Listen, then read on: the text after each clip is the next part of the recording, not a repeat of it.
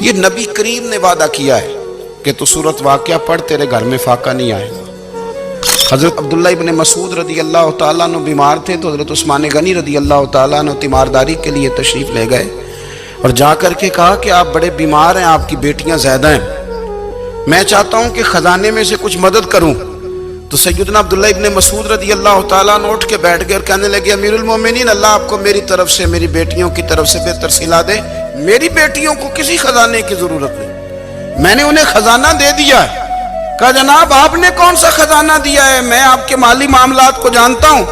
تو فرمانے لگے امیر المومنین، میرے نبی کریم نے فرمایا ہے جو سورت واقعہ پڑھے اسے کبھی فاقہ نہیں آتا، میں نے بیٹیوں کو یاد کرا دی ہے، یہ خزانہ میں نے انہیں دے دیا ہے۔ وہ سارے والدین سنیں جو بیٹیوں کے لیے پریشان رہتے ہیں۔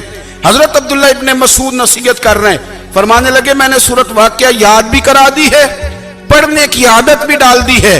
حضور نے فرمایا ہے جو سورت واقعہ پڑھے اسے فاقہ نہیں آتا۔ کہنے لگے چاند تو اپنی جگہ چھوڑ سکتا ہے، سورج گر سکتا ہے، تارے ٹوٹ سکتے ہیں، پر مدینے والے رسول کی بات غلط نہیں ہو سکتی۔ حضور نے فرمایا فاقہ نہیں آئے گا تو انشاءاللہ کبھی بھی نہیں آئے گا۔ کرنے کا کام یہ ہے کہ ہم اپنے معاملات، اپنی عبادات، اپنی دعائیں کبھی 10 منٹ عادت ہو جائے نا دعا مانگنے کی علیحدہ سے رات کو۔ حضور نے فرمایا جو فرض نماز کے بعد دعا مانگے اللہ اس کی قبول کر لیتا ہے۔ نبی پاک صلی اللہ تعالیٰ علیہ وسلم نے فرمایا اللہ مسافر کی دعا قبول فرماتا ہے۔ حضور نے فرمایا اللہ مظلوم کی دعا قبول فرماتا ہے۔ حضور نے فرمایا بیمار سے دعا کراؤ اللہ اس کی دعا قبول فرماتا ہے۔ میرے نبی پاک نے فرمایا ماں باپ جب بھی اولاد کے لیے ہاتھ اٹھائیں، ویسے تے بلے شاہ تو آسمانی اڑ دیا ہی پھڑ دیں، جڑا گھر بیٹھا انہوں بڑھیا ہی نہیں۔ حضور فرمانے لگے ماں باپ جب بھی اولاد کے لیے دعا فرمائیں اللہ ان کی دعا کو قبول کرتا ہے۔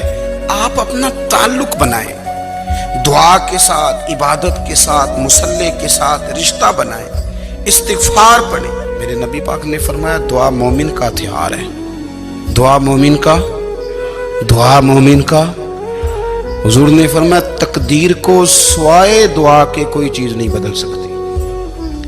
دعا مومن کا ہتھیار ہے، یہ کافر کے پاس کوئی نہیں، یہ ہتھیار ہے مومن کا۔ اللہ کرے آپ کو سمجھ آئے، پھر سنیں کئی بار کہہ چکا ہوں یہ ہتھیار ہے۔ کافر کے مقابلے میں جو تیرے پاس سب سے بڑا ہتھیار ہے وہ دعا ہے۔ دعائیں کرانی